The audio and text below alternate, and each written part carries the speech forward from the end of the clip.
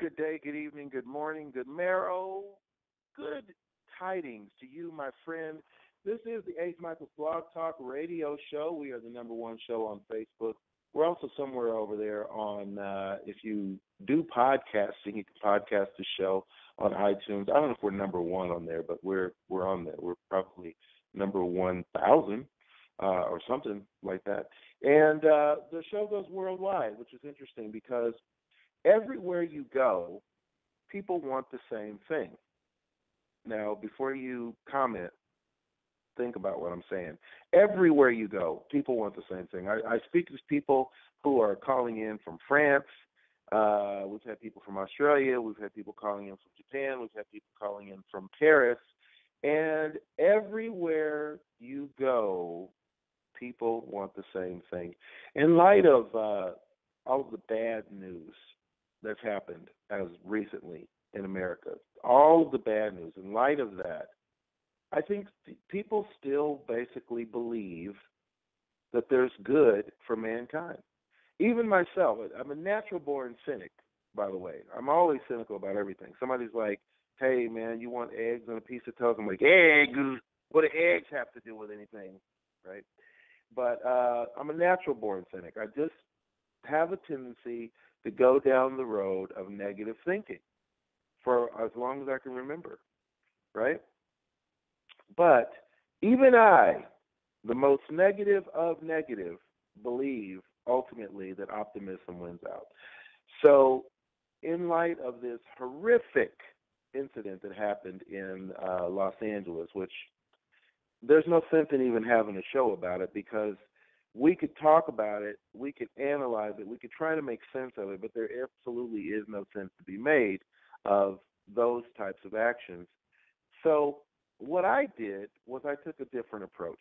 I said, instead of me looking for the worst things that I can talk about to cement this event into my listeners' memory, why don't I look for the best things that I can talk about that are happening, that people are doing? Maybe even we call this, Feel Good Friday. Maybe every Friday I'm looking for the best things that human beings are doing to change the world. Because after all, it is our world. I mean, we're not slaves here on this planet and have no control over what happens. We just live through it. You get what I'm saying? Things don't just happen to us. We're not like that person who's standing on the side of the road and, God forbid, a car comes by and splashes water on you and you have no control over it. No, we have total control. We have the ultimate control over what we're going to do. And if we make mistakes along the way, guess what? We can fix those mistakes. We can change our lives. We can move on. One of the biggest actors in the history of show business, Samuel L. Jackson, was a crack addict for years. He was addicted to crack cocaine, and he kicked that habit and became not just a successful actor, understand, but the most successful, the most bankable box office actor in the history of movies was formerly a crack addict. So when you look in the light of things like that, you realize that, yes, it is a shame beyond belief that we are not safe in some of the places that we want to go, our churches, our schools, our movie theaters. It is a shame that there's so much injustice going on in the world and so much apathy. However, there are people who are doing good things every day to change the world as we know it, and those people need to be celebrated, and those people need to be rewarded. On the show today is my great friend, my great new friend, Glen Alex, who's the executive director of the G. Alex Foundation. She's going to talk to us about some of the great things that she's doing right after the break. Want to promote your business stronger? Power up your services with an online commercial. Produced, edited, and marketed for you by Broadcast Nonstop. We are your specialist in online advertising, and the Internet never closes. Call today, 818-334-3045. So I first heard about Glen's organization through my dear friend Tina, and Tina at the time was like, yabba yabba yabba, dooba dooba dooba, right? And so then Tina and I started dating, and she continued more telling me about Glen, Glen, Glen, Glen, Glen, Glen, Glen, Glen, Glen, Glen, Glen, Glen, Glen, Glen, like a chicken, like. And I was like, who is this person, that is so high ranking amongst everyone else? Every other story you told me, you keep bringing this person up and speak of this person with such high regard. So on the day that I actually met Glen, I have to admit I was a little intimidated. I was like, oh snap, how am I going to act now? But she turned out to be a lovely person, and we had an experience working together for a few hours, and she was amazing. And so I was excited to have her on the show.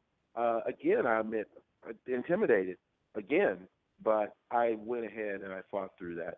So welcome to the show for the first time ever, but hopefully not the last time, the fabulous one and only Miss Glen Alex. Hello, my dear. Good morning, Ace. How are you? Well, I'm doing all right. I'm having a wonderful, healthy morning. Woke up, realized that everything was doing what it's supposed to do. Heart was beating, breathing was happening. The whole thing was good. No morning migraine, you know what I'm saying? I was like, wow, I'm doing it. I'm doing it like a boss. So that's the way it should be done. Yeah, it truly is.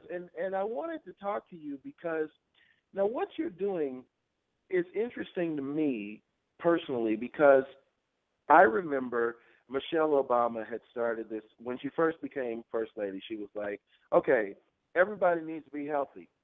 And people were like, what? You can't say that. What's the matter with you? Right? And then she took it a step further, and she was like, everybody needs to eat healthy then. What? Are you a communist? What are you can't tell us how to eat. You can't tell our children how to. And I was like, okay. And so she was very quickly shut down. I mean, she's not as impassioned as she was when she started that campaign, right? So when I researched the foundation website, I was kind of, like I said, I'm kind of a cynical person. So I was kind of looking at it like, okay, what's the catch here? Are you doing tennis games for bald-headed cancer kids? Like, what is it? What's the catch? And to see your mission statement just literally being as simple as, we believe in promoting a healthy lifestyle. I was like, what? Wait a minute. So first off, congratulations to you for doing that and for being about that. Why? Why do you want to be this organization? Like, why? Why, man? Why? Well, first of all, thank you for having me on the show. But the why is I've always had a passion for health. Growing up in inner city Los Angeles, I saw a lot of unhealth in relationships, physically, emotionally. I saw a lot of that around me. And so it just called to something within that said the world can be a better place if people were healthier. We would treat each other better, we would treat ourselves better, and we would just be in a much better place if we all had an optimal level of health. Not everybody can be super healthy, but we can be as healthy as each of us can be. And so that's always been a passion of mine. Do you have any idea how wild and wacky that sounds? Like you might as well be offering us like a Coke 47 or, you know what I'm saying, like we're going to embrace that faster than if you just tell us you want us to eat a carrot. No, wait, whoa. Well, for what? What do you get out of it? You know what I'm saying? I mean, do you ever feel that way? Like we've become, I don't want to say indoctrinated, but we've become, for lack of a better word, we're brainwashed into thinking that non-healthy living is the norm. Yes, we've accepted that, unfortunately, and there's a lot of disease that's related to lifestyle choices, not only what you eat and what you drink, but being inactive. And so, yes, we've adopted, the mindset that not doing or not taking care of ourselves is okay. We'll deal with it later or somebody else will deal with it. And for me, that is not okay, because quality of life is much more important than length of life. Now, yeah, and then what's interesting, Glen, you just educated me on something, because I noticed that you attached personal relationships, romantic relationships, if you will, with healthy living.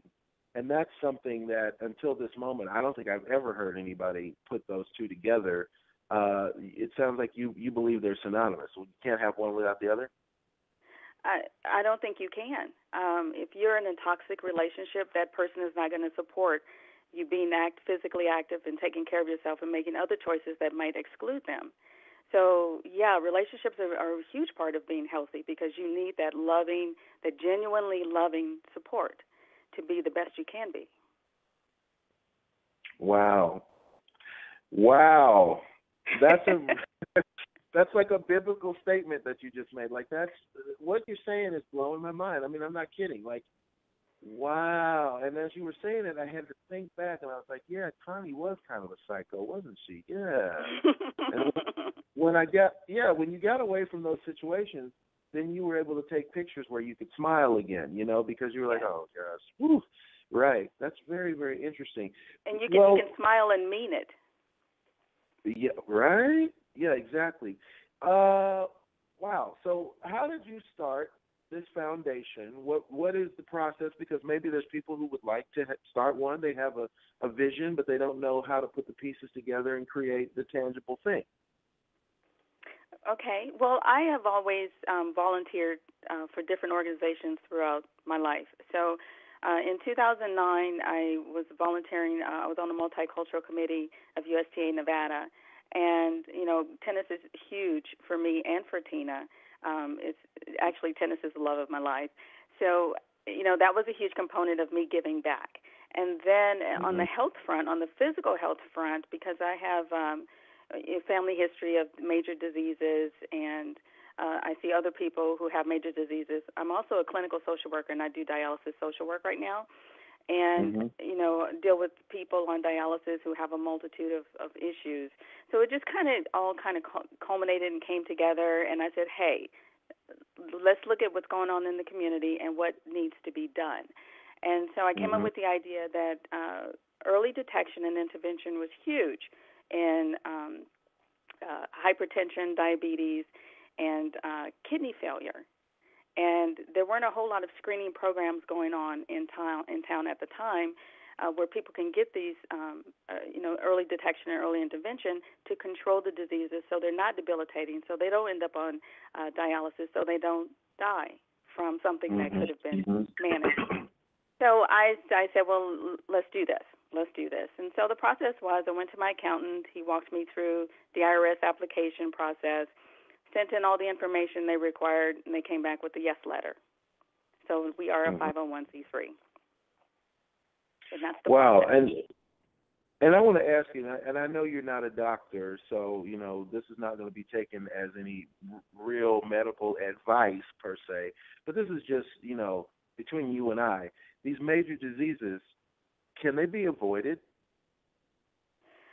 In some cases, I don't think so, just because the family history component it could be so strong, like in some cancers that run through families. I strongly believe that anyone who is at risk for diabetes or hypertension, it can be avoided with lifestyle choices. And that's what you were mentioning before, that we've accepted living in an unhealthy way. So, for example, I have diabetes in my family, so I'm at risk for it. I know that a high carbohydrate, inactive lifestyle will automatically lead to the disease. And diabetes is the number one cause of kidney failure. So if I take care of my body now, then not only can I ward off diabetes, I can ward off kidney failure. So, yes, in many cases it can be avoided. Right. And your health choices, when you talk about healthy living, that includes eating. And, it's no secret, the African-American diet, or a black diet for black people, I'm black, and predominantly. And, we have a horrible diet, and in addition to being black, I grew up in the Midwest where, we eat for breakfast pork. We're going to have ham, bacon, also some sausage. That's breakfast. And then for lunch, maybe you'll have a ham sandwich. And then for dinner, we're going to have pork chops. And it's like, wow. Really, Yes. your arteries are really going to be working overtime at some point. So when I moved to LA, that was that was the first time I met vegan people. I was like, you're from what planet? Vegan, right? And it really changed my life because I adopted eating vegan and vegetarian because my girlfriend at the time, who became my ex, wasn't her fault, but she became that. That's a whole other show. But she became the mother of my children and the ex of my life. But she was a vegan and still is, and so we adopted that lifestyle for years. And I lost 60 pounds. I felt great. I mean, every single place I went, people would say to me, "Man, I can't believe you're X age. I thought you were 27." And so I was like, awesome. "Wow, this is really true."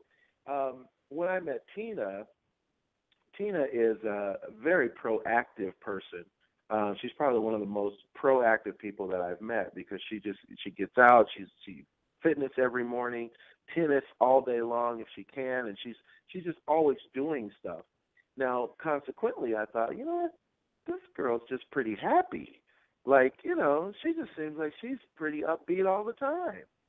And would you say that healthy living and diet have something to do with that? I mean, I know you would. It's a hypothetical. Come on, you know why I'm asking the question. But I want to hear you say it. You know what I'm saying? Absolutely.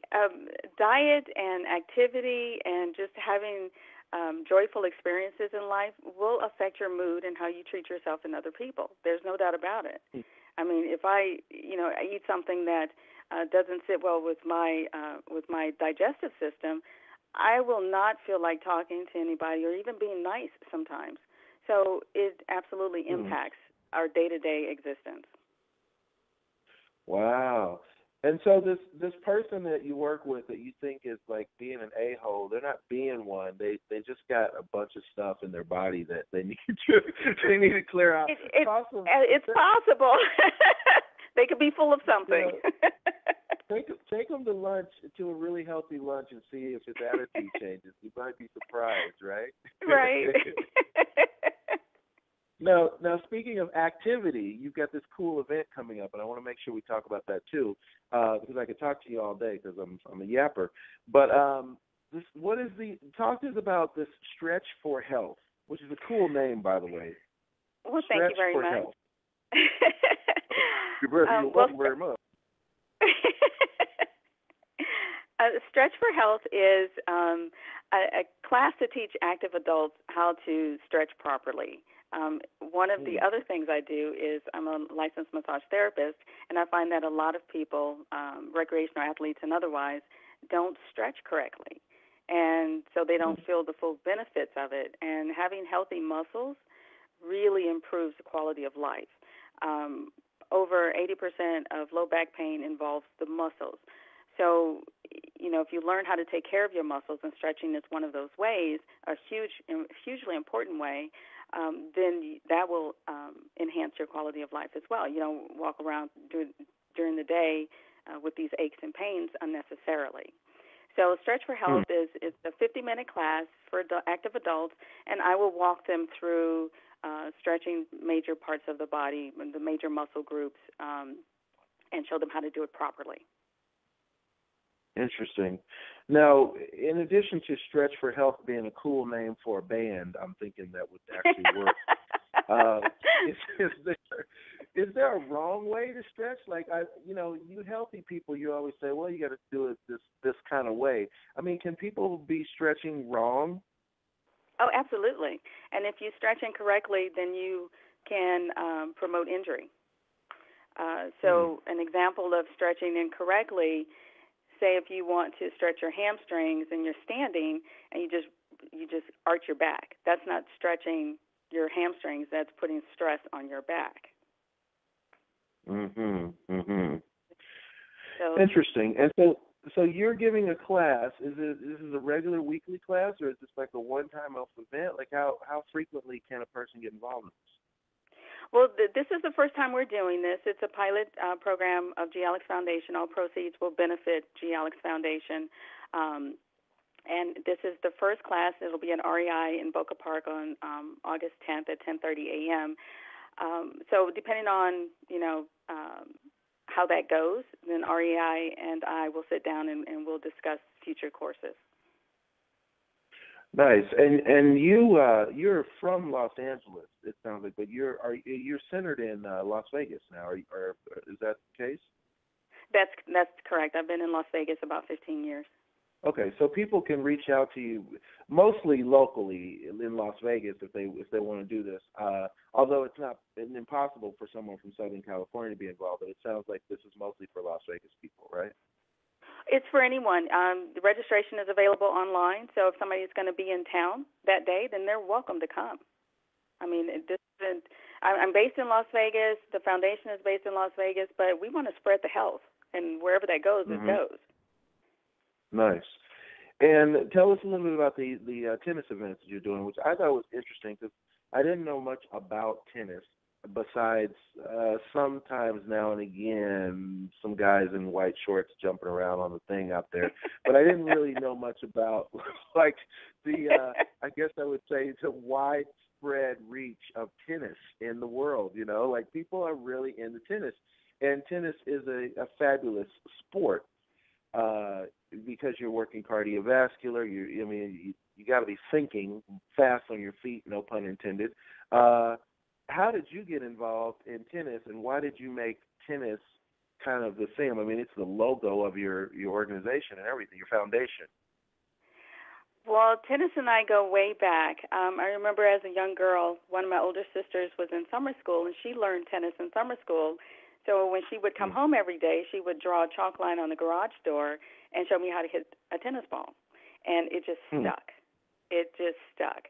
Wow. And into adulthood, I started playing leagues and competing, formally. And it just is it's not just a buzz, but the high and the personal achievement is fantastic. And not only is it great for cardiovascular and overall physical fitness, it's great for socialization. It's an individual sport, so it'll help you with self-reliance. It's doubles. If you play doubles, that helps you with teamwork. And it's just a great overall sport for physical, emotional, and mental health. Wow. That's I can't top that. Well, there you go. It sounds like you put a little thought into that. That sounds great. And so I know that people listening should get involved actively, but sometimes people need a little push. How do people contact you if they're interested in getting involved in this in any way? What do they need to do from here? Well, they can message me on Facebook. We have a page, G. Alex Foundation is our Facebook page. Our website is galexfoundation.org. Our cell phone number is 702-205-3729. They can leave me a message, and I will get back with them. We also have upcoming events listed on the website, so they can keep in touch that way. That's awesome. And I want to ask one last question. It might not be my actual last question, but what is the end game for? Okay, so you started the foundation. Where does it go from here? Like, in the heart of a foundation organizer and founder, what's the ultimate goal? You want to be like the biggest foundation in the world, or like where does it go? I haven't thought about the biggest foundation in the world, although that is a thought to consider.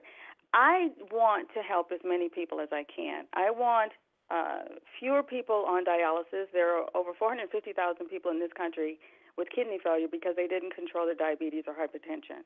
I want that number significantly reduced. I want the 200,000+ men diagnosed with prostate cancer every year. I want that managed so fewer of them die. Okay, that's my end game is to have just a healthier population. Now, I would practically love to open up a wellness center where people can come and learn and enjoy each other and partake in healthy activities. Wow. And how close would you say you are to achieving that goal, like now today? We're closer than we were when we started in 2009. We have a long way to go, though. a long way. Mm. And so we depend on the support of the community through participating in our events and fundraising.